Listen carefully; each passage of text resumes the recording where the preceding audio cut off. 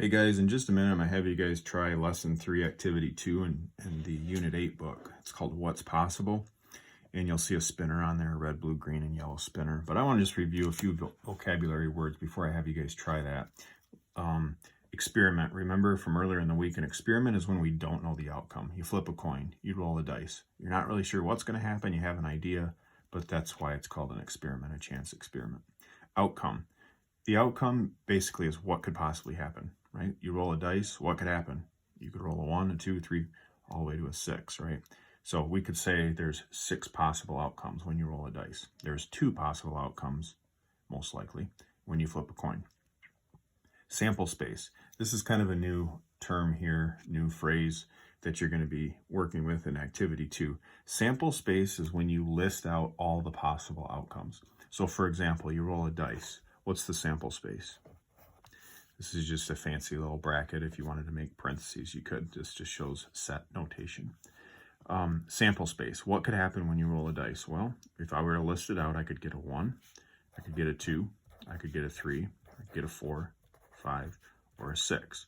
This would be known as the sample space in this experiment, right? If I were to flip a coin, what's the possible outcomes?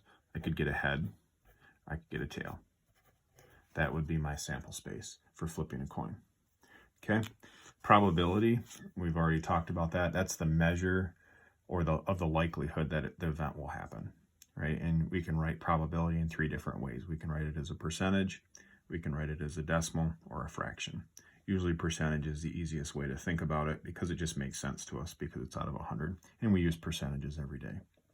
Okay, so what I'd like you guys to do is using this information, so if you need to pause the video and write it down, maybe process, think about it a little bit on your own. I'd like you guys to go ahead and try Activity 2 before we talk about these ones. Why don't you go ahead and pause it and give Activity 2 just number 1. You can stop after you get done with number 1, and then we'll go over that. So if you want to pause the video and give it a try.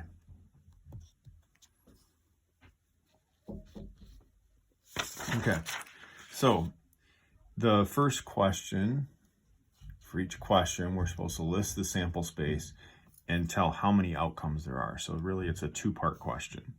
Okay, so let's go over these. You've already had a chance to try it on your own. Han rolls a standard number cube 1 time. What's the sample space? Well, we already did that example. It's 1 through 6. And if you wanted to put those fancy brackets around it, you could to show the set. And then how many outcomes are there? There's 6 possible outcomes. Claire spins a spinner. She spins it just 1 time. What is the sample space? Well, the sample space is red, blue, green, or yellow, right? Those are the 4 possibilities. And how many outcomes are there? There's 4 outcomes.